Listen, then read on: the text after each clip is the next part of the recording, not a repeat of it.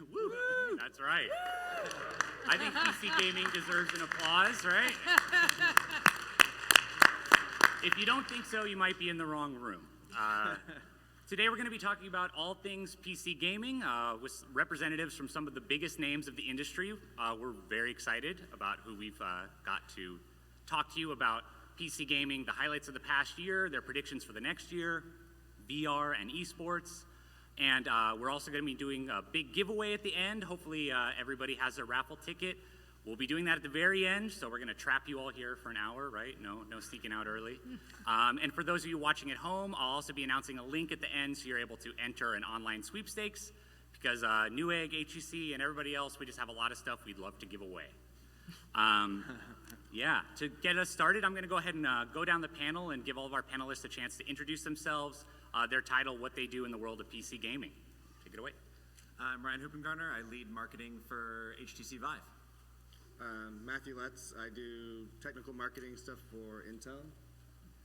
I'm Leslie Pirritano. I'm your best friend at AMD. I manage everything Oculus there and play games and have fun. I'm Colin Brix. I work for Corsair. I head up pretty much our marketing department and our gaming team there. Hello, my name is Tim Willits. I am the studio director at id Software, here showing a new Quake. After 21 years of Quake, it's nice to have a new one here in the show floor. All right, let's give them all a round of applause.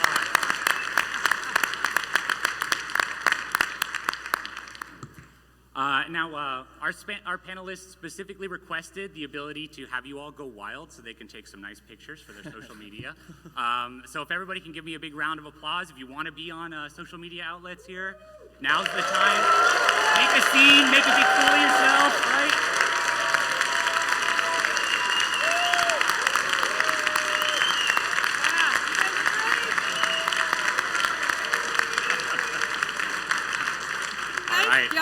Awesome. Nice job. Yeah, you guys are ready. You guys really don't want to go back outside into the cold, right? You want to stay here.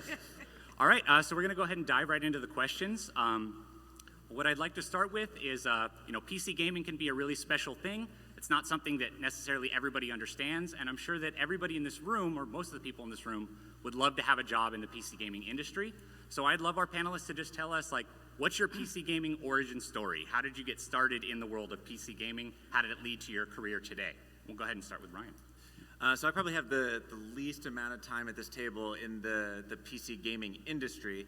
Coming from HTC, have a lot of wireless in my history, but where other kids were watching sports, knew lots of things about the teams. I didn't know a damn thing about sports. I knew about every video game company out there and have been playing PC games pretty much my whole life. So when we started to look into the VR space, it kind of took people through my personal story around PCs. I built my first PC for Unreal Tournament 2004 and had to have the best Radeon there was to offer at the time. And kind of been building PCs ever since and playing with PC games. All right, awesome. Yeah, similar. I was playing PC games since as long as I can remember. I remember playing Commander Keen on my 286 back in the day. And then followed the industry and watched Twitch when it started, Justin TV and all that stuff. When I graduated from college, I got a job at Intel in the data center side of things and was there for probably 8 years or so. And then an opportunity came up to move to the consumer side of things, which included gaming at the time, but it was a smaller segment. And then as gaming has grown with VR and esports and all these things, I could basically focus on that entirely. So there's entire groups focused on gaming right now at Intel. Awesome. Yeah. Yeah, I mean, my career has been very accidental. So I've just kind of been hired by people, then hired by other people, and so now I'm here. Thank you for that. I've been in the gaming industry for 14 years. Started out at our competitor, my current competitor, and then moved over to AMD and just having fun the whole time. And there's actually a defining moment when I realized that I was a gamer, and that was I used to do video capture, and I used to script out what the video capture would be and what I would want to happen. And in scripting it out, I would get these guys to come on over and play the game, and I'm having them play Just Cause 2. This was like 10 years ago. Having them play, and before the game was out, played Just Cause 2, And they couldn't get it right, so I'm like, move over, I'll show you. And I captured all the explosions I wanted and whatever, and I'm like, wait, I'm doing this, I'm a gamer. Which I had been, but it was like the first time I was like, yeah, Yeah, great. happiness. I guess for me, PC gaming started when I was in high school. Doom was actually the game that I loved. I used to skip class and go to the computer lab and geek out. I think when I graduated from college, I had a job in the dot-com boom, the first one in San Fran, and then the bust happened, and there were a lot of PCs available from companies that no longer were around. So we used to go around and scavenge PCs and put these Frankenstein PCs together with all sorts of different weird colored motherboards and different weird hardware. So then I kind of learned this love of hardware and learned this love of putting things together with my hands. Moved to Taiwan. I was in Taiwan for about 12 years working for some hardware manufacturers out there.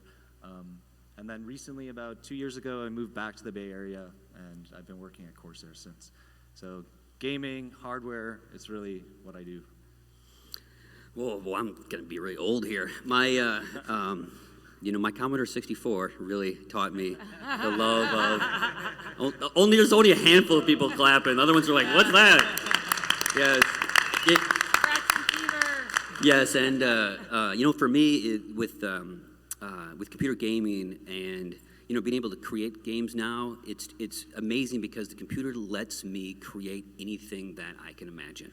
And working at id, I came to id in early '95.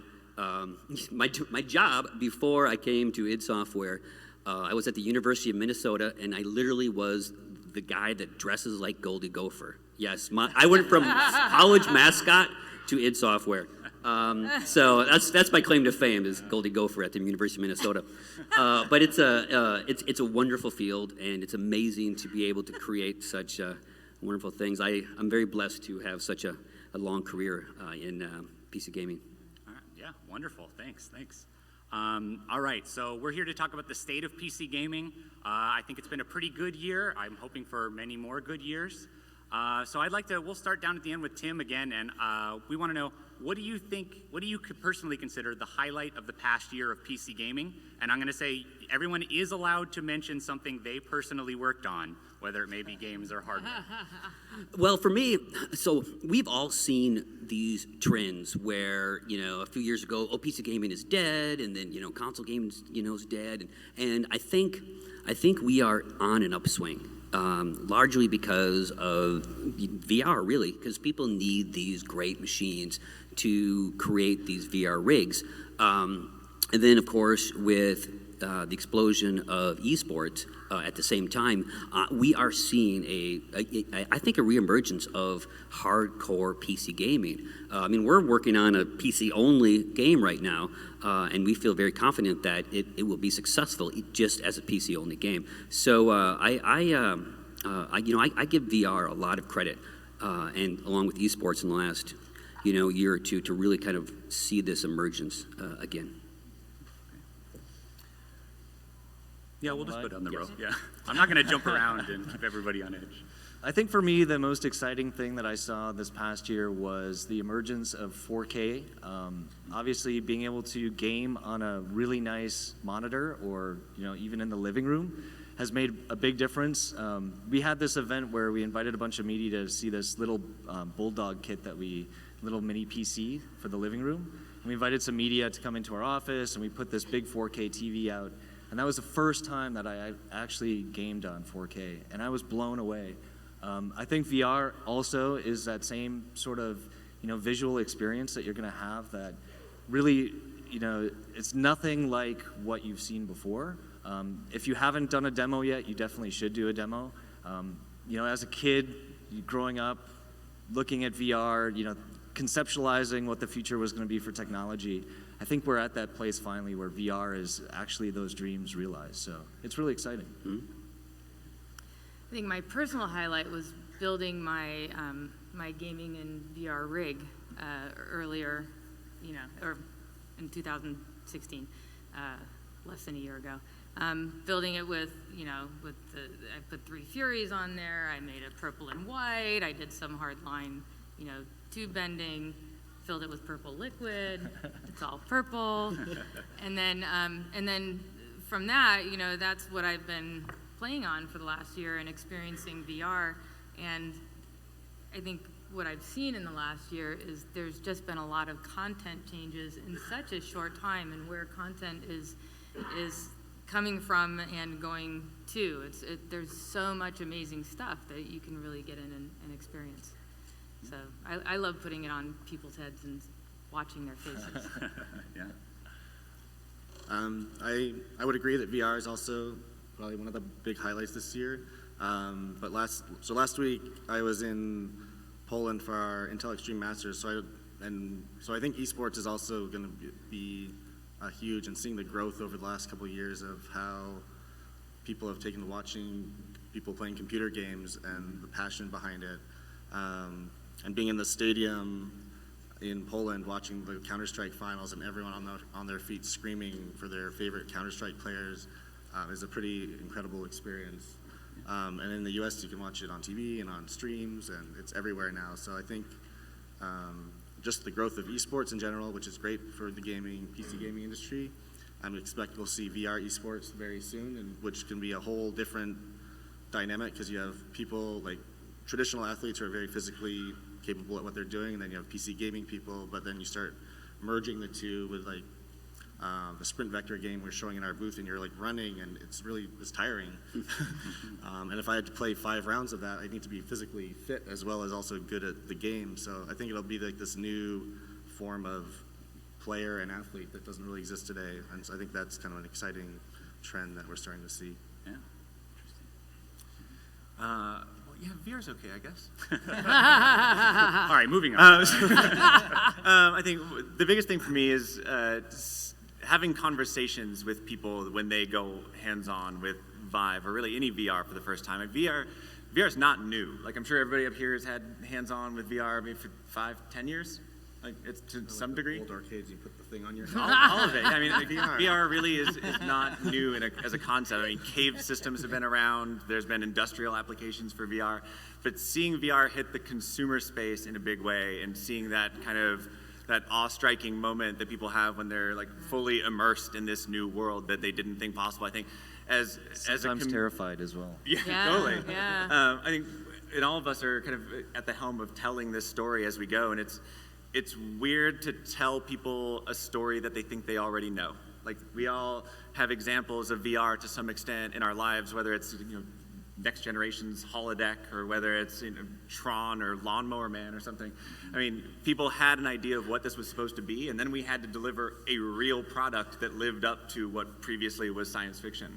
And I think from what we hear from audiences, we've surpassed that. So, in the crowd, how many people have had a chance to go hands-on with any of the current generation? Hands are boring. Come on, cheer, yeah? All right, look, for those that are watching the stream, I mean, I'd say 80% of the audience here has gone hands-on. How many own VR at home? Wow, okay. Awesome, yeah. That's good. That's good. So I think having that conversation, like you guys being the evangelists, sharing that story with you, is going to continue to be the highlight of this year and more. Yeah, awesome. Yeah. We'll stay on that topic. I just want to take the opportunity to say, if you would like to buy a VR system, Newegg.com does sell everything you need. Yeah, let's stay on the topic of VR, and let's take more of an industry perspective look at it right now. What do you think about the adoption rate of VR, the consumer base that's out there, and what is effectively the first year of consumer VR been like from your business perspective? We'll start with Ryan. I think right now there's a lot of talk about who the early adopters for VR were. I think we're still in the time frame of early adopters for VR. Like, the people that are getting on board with this, that are excited about it right now, like, we all play that role as the evangelists of proving out why VR is important. I mean, when you think of PAX as a whole, there are a ton of people here, but in the grand scheme of things and adopting a new wave of technology, like, we are the crowd that kind of turns that tide and teaches the rest of the world why this matters. So it's about, I guess, finding the price versus value argument around what it means to you, like what the thing is that's going to drive you to bring VR into the home. and I think that's what we're here to help you do. Yeah, I think the growth and adoption has been great from our perspective. Intel there's many groups now focused on different things. At CES, we showed off the Project Alloy headset, so all the compute and everything is in the headset, and it does the scanning of the room from the headset out, so you don't have to have the lighthouses. So there's just a lot of innovation and technology that's being put into VR, and I think you look at it probably a year from now or even 2 years from now, we'll look back and like, why were we putting these big things on our faces? And it was like so clunky. So I think the innovation will accelerate very quickly, and we'll see a lot of cool stuff in the next couple of years. I mean, over the last year, I mean, I can't speak to numbers or anything, but I've seen just general, everybody is interested in what's going on, and I'm at gaming conferences, I'm at film festivals and things like that, and the conversation is consistently around VR. But I also get that it's still kind of early adopters, because when I get out of my gaming film bubble, a lot of people haven't experienced it yet, So I'm walking around London and meeting all these people that are like in a store where there's a VR headset and nobody had tried it except for walking in that store and giving it a shot, kind of thing. So, I think we're in the early stages of growth. Mm-hmm. I think also content plays a big part of it. What content is available? We just had GDC a few weeks ago, and talking to the game developers and the excitement around VR and the possibilities that this next year is going to bring in terms of content, I think is really going to raise the bar and raise the amount of people who are actually wanting to purchase systems. I think also price point. It's a pretty expensive system if you want to go high end and you want the premium experience. And I think that's like any new technology, it always starts off high and it'll start to trickle down. So I think content and price point. Yes, I will definitely agree with Colin on content, and it's us in the gaming industry, you as the fans and us as the developers. If you look at lots of technology throughout the years, they've been spearheaded by gaming. Gamers are always very technical savvy. We are the early adopters, and there may be an application that is the killer app that comes out for VR that is not gaming, that brings in the masses, but it will start with gaming, and we drive this industry, and we will drive the VR industry. Someday people may forget that it was games, but just remember that we are all on the ground floor. And our continuous support and the content and your support with spending the lots of money now, I know, to have a rig, but just remember this, that it will be gaming that will push VR to the masses. Yeah. Awesome. On that same note of the intersection between gaming and hardware and everything, esports is another huge force in PC gaming. Several of you have already mentioned it. We'll start with Tim again. I just want to get, what's your view on esports, both personally and professionally, and how does it impact your particular area of the PC gaming industry? Yes, that's a good question. I love competitive gaming. I mean, Quake was one of the games that really kind of started competitive esports 21 years ago. So for us, VR, I think spectating would be perfect. And I know, we've talked about it, other first-person developers have talked about it, but being in that arena with the world's best Quake players and just, living that experience with them would be so amazing. So I think for us, because our games are so fast, we'll start with spectating, and then we'll kind of work our way in to, more playing the game, but definitely look for lots of, spectator-type things with VR. Yeah, I think esports, it's grown so much in the past couple of years. I remember back in the day when I was working for the motherboard manufacturers, and we were always looking to promote new features, and gaming was one of them, and there was one celebrity fatality, and every motherboard manufacturer wanted to hire Jonathan and use him for their marketing. And I think just to see that growth in 10 years where we've come in esports, how many professional teams are out there today, how much talent is out there, and how much the stakes have risen as well for esports. I mean, it's a real sport now. It's getting the attention that the traditional sports teams have had. Makes our jobs a little more difficult trying to get sponsorships because their paychecks go up quite a bit. But no, it's super exciting, and I think the spectator aspect as well of people watching and being engaged and wanting to talk about it is a really powerful thing that we haven't seen before. So it's definitely an exciting, we're going to continue to see more growth for esports. I mean, I have a lot of friends in esports, and go to quite a few events, and they're always exciting. The crowd is excited. I think one of the things I like about where I'm at is that it's not VR right now is kind of expensive. Esports is not very expensive to get into. You don't need a high-end rig. You can just get a basic setup, basic card and CPU and stuff like that. I think on the personal level, and I'd love to see the Twitch feed on this, but on a personal level, I think the challenge that I would like to see us overcome is having a more diverse group of players is really what I would like to see at some point. I look for diverse people and I cheer them on, and I would like to see esports and just kind of grow in that area. Yeah, like I mentioned that I guess before, just the passion of the fans is kind of incredible in esports, and just all over the world they have their own games that they follow and they really like.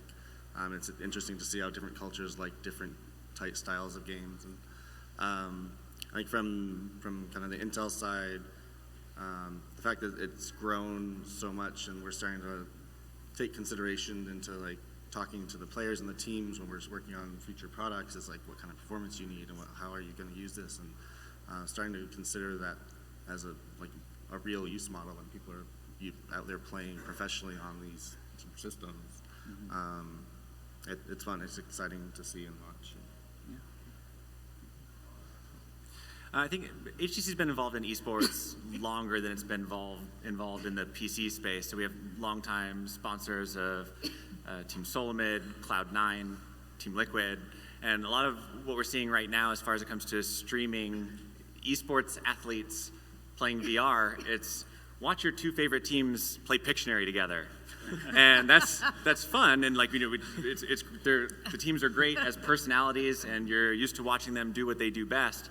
But it's how much do you really want to watch them do the thing that they are not at a professional skill level at?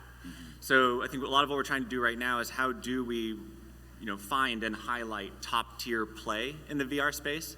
I think especially new entrants into the esports space, what you're going to start to see is there's definitely a physicality to watching people play certain VR content. And to really elevate that top level play is going to mean working with our partners at Twitch, working with YouTube Gaming, and how do we show as much of the physical nature of the person playing as we do the actual game itself, and kind of where that kind of line meets and the cross between those are what we're really looking for. And I think the path that we're headed down for VR esports to really become a thing, it's going to start with that kind of groundswell effort. It's going to be the top tier talent rising on its own and joining those communities that are out there. The message board systems will start to pick certain people out, and then with what's going on in kind of the multi-core threaded space, everyone needs to be able to stream and play these these games simultaneously. It's a must for this to work. So I think as the technology curve kind of adopts and becomes greater, then you're going to see more and more of that. And as the companies participating in that, I think we can do a lot to, whether it's through sponsorship or social media or what have you, find that talent and get it in front of the right people to see whether or not, regardless of whether you're watching an esport because you want to get better at how you play yourself or it's just that much fun to watch. I think those are kind of our two paths that we have to go down. Yeah. Very interesting. Yeah. So we've talked a lot about why PC gaming is so great and why we all love it. But like Leslie mentioned, there maybe are some challenges in the PC gaming industry. So I'd just like to know what is your perception of what are the hardest parts or what are the challenges that you see in the industry as a whole, or ways you'd like to see the industry improve as far as PC gaming? We'll start with Ryan. I think for those that are very tech savvy, there's not much of a barrier. So I think ease of access, ease of, I guess, access to the knowledge that it takes on what to upgrade. There are a lot of people out there that have a computer that's very close to being VR ready, and all they actually need is another GPU. If you look at that audience and then you put it up against who's willing to crack open their PC case and attempt to actually swap that GPU out, is a very different person. So I think helping people to understand how easy it is. I mean, I'd say the majority of the people in this room would have no problem unslotting a GPU and putting a new one in. And I think there's a lot of people that maybe underestimate their own abilities. So, like, I guess my thing would be the next time you are building a PC or even just having to do some type of maintenance that was unexpected, grab the person that's on the verge of being willing to do it themselves and show them how easy it is. If you find a YouTuber that makes it very easy to understand, maybe almost too dumbed down for your personal interests, share that one to your friends also, because people need to better understand that it is not this Herculean task to crack open your PC case. Yeah, I think kind of along those lines, one of the strengths of the PC gaming industry is also kind of one of its weaknesses is you can customize your software and your hardware and personalize things or swap out your parts as you want. But it's also intimidating, a little more scary than just buying your Xbox and turning on your game and sitting back on your couch and playing a game, and you don't have to worry about anything. So yeah, I think it's great that you can do all the customization stuff, but being able to educate and for you guys to go out and share with all your friends that may not be as knowledgeable as you is a huge help for us, because you can go out there and then buy our hardware and then upgrade your PC and get these great gaming experiences and VR experiences that we're trying to deliver to you guys, and we want more and more people to be doing that.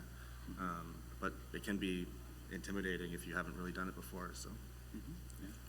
And I think intimidating is a word that I think is very good in terms of a challenge, because not just the process of building a PC is intimidating, but I think the PC community can come off as intimidating. Things like hashtag PC Master Race don't help, right? I mean, it's in terms of perception outside of our, of the PC gaming community. So I think there's like I said earlier, it took me until 2006 to realize that I'm a gamer and part of this community, and I didn't feel like I could be good enough before that point, even though I had been playing games. And I had a Commodore 64 and, played Galaga at the arcades and then move on, to PC gaming and stuff like that. But yeah, I mean, I think it's an external perception, because internally, I've never met anybody who wasn't a great person in our community. So, and I agree, building a PC can be pretty not difficult. And swapping a card is super easy. So I'd also spend a lot of time trying to help educate people from that perspective as well. Yeah, I think that's hard to follow up because it pretty much sums it all up. I think be tech support for your friends and family. I know it's annoying.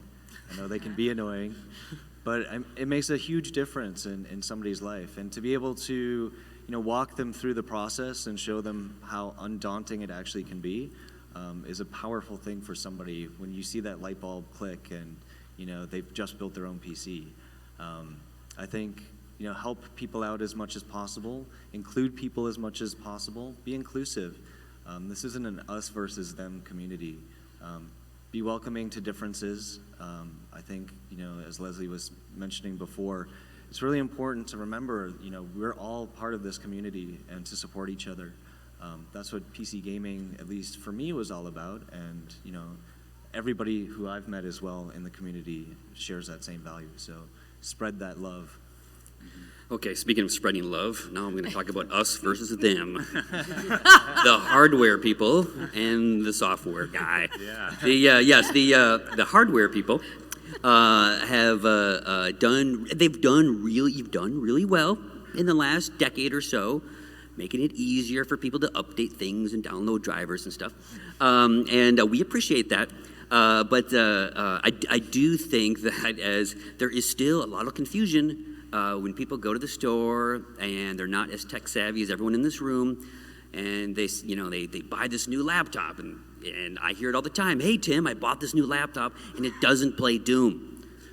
I just bought it. I got it at Costco. I got some, milk, and I got a new computer. It doesn't play Doom. What's wrong? And I love my Intel brothers, but the Intel integrated graphics card is the bane of our existence. I do love you guys. So yes, the hardware folks have done a good job in the last decade, but I do think that, it'd be nicer if things were a little easier to figure out for, grandma when she buys a computer for her grandkid that doesn't play Doom. But it has gotten better, but it would be nice if we could get a little bit better at making things a little easier to understand. But the other side of that software story, though, has to be that PC gaming is the ultimate democracy, right? I mean, nothing can stand in the way of a would-be or, by definition, game developer and someone being able to access their content. Like, you don't need to worry about the licensing fees and... Yes. No, trust me, it's great. I mean, the PC gaming is great. But the question was, what could improve? I'm just sticking to topic over here. Joking. That's some great insight, as our gaming representative, and reminding people not to buy PCs at Costco. Yes. Kmart. Yeah. Yeah. So we've talked a bit about building a PC, but that's the big one. That's the one that we want to get into. We'll start with Tim down at the end. I want to know, how important do you consider building your own PC or upgrading your own PC to the identity of a PC gamer? Do you think that you have to build your own PC to be a real PC gamer, or how does that fit in? Oh boy, I would say yes, you actually do. But I know there's lots of people that don't build their own computer. But I come from a time when, yes, you really had to build your own computer. Not that long ago, this young guy was working at the company, I won't say his name, and he came to my office and he says, "Hey, I got this new video card." And I said, "Okay, yeah, go ahead and throw it in." And he froze.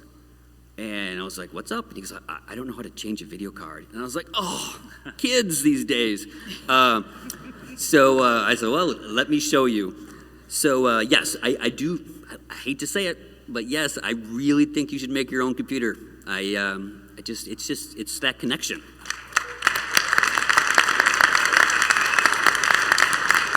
And buy all the parts at Newegg.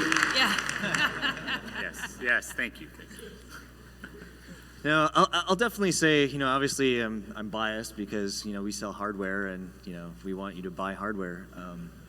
But I think, I'll agree. I think it's really powerful to build your own system. It gives you this, context when you're playing your game that's different than you would have if you hadn't built your own PC. You have an awareness for things that are happening in the game. You have an awareness for things that could be happening that aren't.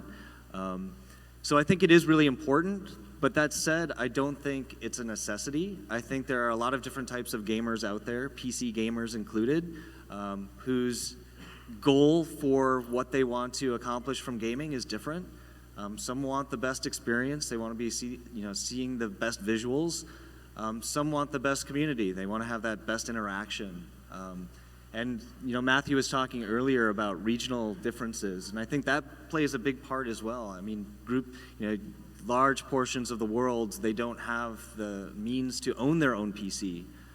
So being able to go into a shop and pay for hours to use a system, I think we're very fortunate in our society here to be able to have that experience where we can go out and we can purchase the parts and we can build it ourselves. But I don't think that's necessarily a necessity for being a PC gamer. Yeah, I don't think it's a necessity. You don't have to be a gamer to build a PC. I was building PCs 10 years before I became a gamer. And you don't have to build a PC to be a PC gamer. But there's a level of pride in there that it changes, I think, for me, it changes my experience. The highlight of my year was building my rig. The highlight of this year is going to be building my next rig. And it's like, people walk into my house and I'm like, "This is my computer. Look at what I did." And I'm on my game and I'm like looking at my computer going, "This is what I did. I love it." And I'm like, I'm in love with my computer. Really, there's a relationship you have, and it changes your gaming experience. I think it is a very much a should, and something I do to kind of propagate that. And I encourage anybody who builds PCs to do this. But my friends' teenage kids will call me and ask, like I'll get a Facebook thing will show up, and it's like Jillian's calling you, but really it's not Jillian. It's her children sitting on the other end asking me about parts for a PC and what they should be doing for it and what they should be considering. And I get those kinds of calls all the time and help in that perspective. Encourage the next generation so that they don't get hired and not know how to swap out a car. Can you believe that? Yeah, it blows me away. Yeah, I agree. There's something special about building your own PC and sort of putting all the pieces together. And you're worrying about if you're doing it right or hooking things up right, and like the moment you hit the power button, the lights come on, and then the display comes up. It's like you created life, and it's alive, and it's amazing. Debug. Yes. I would also say there's all the talk of the PC market declining and all the stuff going away. So we want as many people out there playing games as possible, and so it's great to see a lot of the big computer manufacturers putting more effort and money into their gaming lines. Like there's gaming products from Lenovo and Alienware and everyone now. I wouldn't frown upon someone who just wants to buy one off the shelf and then start playing games, and then one day they'll build their own PC. And yeah, I think the more people out there playing video games, PC games, the better, and it's good for everyone and good for all of us here, because we'll keep just making cool stuff for you. I think it's great for everybody to build a PC. Like not necessarily, like for instance, the PC that I use currently, I did not build. I am not technically proficient enough to build the machine that I use at home. I'm not about to start heat bending tubes and things like that. But we bring a lot of systems around the world, so more frequently I'm having to open up some of those and I guess piece them back together and get them working again. More often than I'd like to admit, I hit that button and the lights don't go on. So that's not my favorite part of it, but I sit there until it works, and when it does, it's unbelievably gratifying. So I guess if it's an industry that you feel passionate about and something you spend a lot of time with, there are other opportunities. Like there are countless threads on how much you could have paid to build a PC that is currently on the shelf somewhere. And I think you don't have to just have that argument. There are other people, like friends of yours, that maybe aren't buying as high-end a computer, your parents' computer. Like, offer to build a computer for them at that cost that you're saying you could have done it for, because there are people out there buying it for much more expensive prices. So if you are that person, you can't do that, do that. But I think, having at some point built a computer is imperative to being at the core of this community. I'm sure many people know about this, but kind of a resource to throw out there is PC Parts Picker. You can go, right? So if you're looking to build and you're trying to put those parts together and figure out the cost, that's a good place to start. And then, something I love about our community is that you're not always, you don't have to build it alone. We've all got friends. I didn't, just kind of go in and start heating up tubes and bending them and mixing liquids and stuff. I had friends, that showed me the way. Yeah, that's great insight. Now, I'm just curious, does everybody here remember the first PC that they ever built? Or is it lost in the blur of time? Lost in the blur. What I know is how I started building. I spent 10 years in higher education running service centers and the computer stores and stuff like that. And I just would go into the service center. Early on, I was like, everything's booked. They're trying to, install memory. So I just go and hook myself up to the static wristband thing and start just watching and doing. And then eventually, I just did it as my own. So it was sometime in the 90s. that I built it, but I don't remember exactly when. All right, it's come up a couple of times. People have mentioned either the perception or the reality of PC gaming being on the decline, or that it was on the decline. I'd actually like to get everybody's kind of insight on that. Is that something you've seen as a reality, or is that something you expect will continue? We'll start with Ryan. I think it used to be that if you wanted to play all of the games, because the console exclusive market was so huge, you had to own all of the consoles. And I think as we see AAA titles kind of hit this next realm, like most like AAA titles are coming to PC as well. And there was a long time where there was this gap where if you wanted to be able to play a game at its best, that was the reason to have the PC. So whether you wanted like the most characters on the screen, whether you wanted the best graphics, like that was the path to go. So I think you don't miss much by going PC primary now. Like my primary point of gaming is a PC now, and I think also you don't have to deal with kind of the generational gap. You never have to, so far, leave a game behind. So once the game is yours, it's a game forever. And if you, like me, still have hundreds of DVDs sitting somewhere in your house, like you want to be able to own these things and have them forever. So regardless of when you buy your game, you want to be able to go back to it. Yeah, I think the definition of a traditional tower and keyboard mouse will shift over time because there's more and more form factors and the capabilities of the hardware to deliver like good gaming experiences now is greater. And so there's like notebooks that are VR capable, so you can take your notebook and then do VR out in your backyard if you wanted to. And so it opens up all kinds of new possibilities. We bought our Nintendo Switches in Poland, and you plug that in, played Zelda all day on your TV, and it's not a PC game necessarily, but it's still gaming, and it enables all kinds of gaming experiences and interactions with other people. So I think the shape of it may change, but it'll also open up more possibilities for gaming experiences, which is good. It is not recommended to use your Vive outside. Does it say that somewhere in the instructions? Oh, yeah. That is Don't true. use it That outside. is a true story. You know, I mean, I've never owned a console, so I can't speak to console. A purist. Yeah. And I've never met anybody. And it's kind of back to that thing where I just like to play on what I built, right? I can't build a console yet, so I'm not playing there. But I think I don't predict any kind of decline really, because I think esports are driving PC sales, VR is driving PC sales. I mean, I think we're a strong market and a strong community, and I don't the form factor is changing, yeah. I see some of that, and you know, and it'll vary from person to person and style to style. If you travel or you want to, like, don't play your Vive outside, but if you want to play something outside, you know, kind of thing. So I think we're strong and going to stay that way. Well, I think you guys all look pretty young out there, but those of us up on the panel, been in the industry for a while. And, you know, it's funny because I hear this question every single year. It's like, what do you guys think about the doom and gloom of the PC industry decline? No doom. And it's crazy because everything is secular in this industry. Things really do go around in a circle. And, you know, you see things at the lower end of the PC market that change and adapt when new technologies come out. You know, obviously you had cell phones, you had tablets, you have all these other compute devices that people were able to connect to the internet and to game on and do all these new things. But you still have this core of this enthusiast market at the high-end PC space where, you know, it's all about performance. It's all about, you know, having the best graphics card. It's having the best CPU. It's having the best looking motherboard now.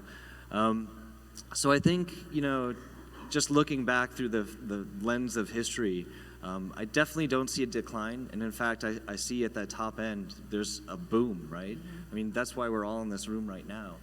We're definitely seeing that, you know, PC, you know, system building as a whole is gaining ground. So, Yes. From you know, from the business side of things, it does make sense for us to release one game that runs on as many platforms as possible. But now I'm making a PC-only game, but yes, it has gone in cycles, and I've seen this before. PCs are dying, and there is always a new technology. There's always things that you can do on a PC that you can't do on anything else. And you know, we see the emergence of VR, esports, of course, and I do believe that, you know, PC gaming it will always be around. I mean, if I ever lost my Steam library, I'd retire. I'd leave the industry. It'd be the worst thing ever. It's a nightmare. Yes, it's the worst thing ever. Can you imagine losing your Steam library? But yes, I think PC gaming will be around for a long, long time. Just don't move regions, because that's Oh, the really? pain. Yeah, you lose things when you move to a different country. Thanks for doing PC only, because I'm kind of pissed about Horizon Zero Dawn, so there you go. You'll have plenty to play. All right, so we're coming towards the end here. So since we started the panel by talking about the highlights of the past year, I'd like to go through again, starting with Tim. Just what is your prediction for the highlight of the coming year? What do you expect for the coming year in PC gaming? Either one thing in particular or a trend that you're excited to see? We need to lose the cable in VR. That's it.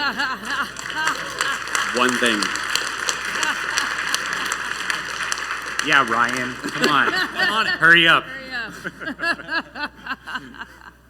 Yeah, I definitely think that's, obviously going to happen. Probably not soon enough for all of us. But I think, one of the trends that I'm really excited about is just, like I said before, the content. Just seeing all the cool things that are coming on the horizon for the game industry is, we get to see a lot of these things before some other people. And there's some really, really cool things coming out there. So I think content-wise, just keep your eyes out. Yeah, and my personal thing this year is going to be my build with my Ryzen plus Vega PC. So working on that. Yeah.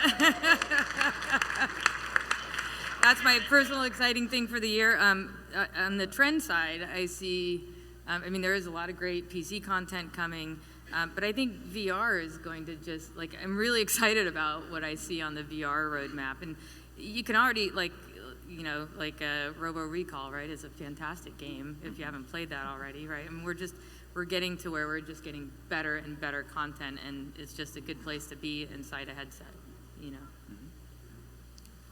Yeah, I think content for VR is definitely one of the things everyone's waiting for. Just getting what you'd call a AAA title, or just even other experiences, and being able to stream VR experiences to everyone. Like if you could put your headset on and suddenly be teleported to a concert somewhere on the other side of the world, that kind of thing everyone's looking forward to, and just can't wait to have.